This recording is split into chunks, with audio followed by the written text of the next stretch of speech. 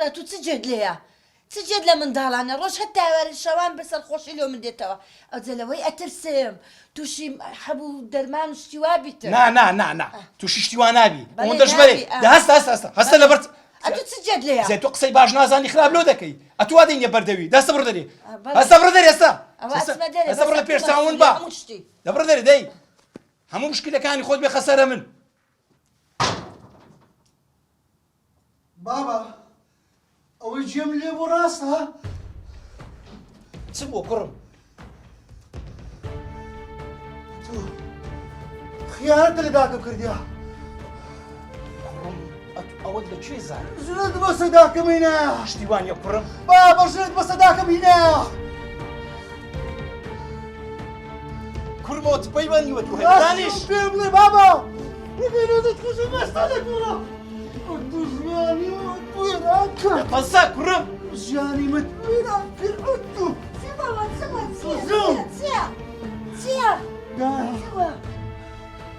دەزانی چی کردێدا چی کردیا؟ خیانەتی لەت کردێ ژنی بەسەرتی نادا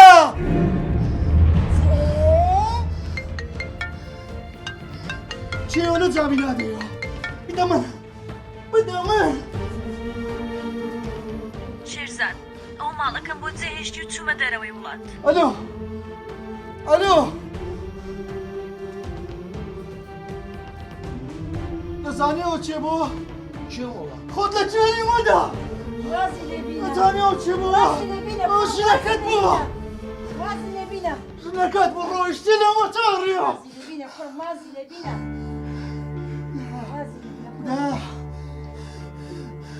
دا لێم گەڕێ بابی کوژم دا وازی لێبینە کوڕ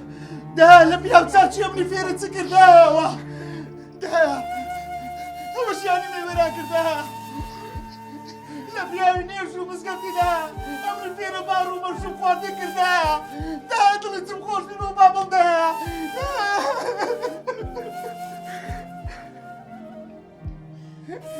ئەتو بابلی قسەکان هەموو ڕاستە کوڕەکەم ژنەکە لە بەخاتری خوای لێم خۆش بن ئەمش دەگەڕێمەوە سەر ڕێگای دینی ئیسلام ڕێ ڕاستەکە هەر دەبژێرم خدا هیدایەتم دا ئینشاءالله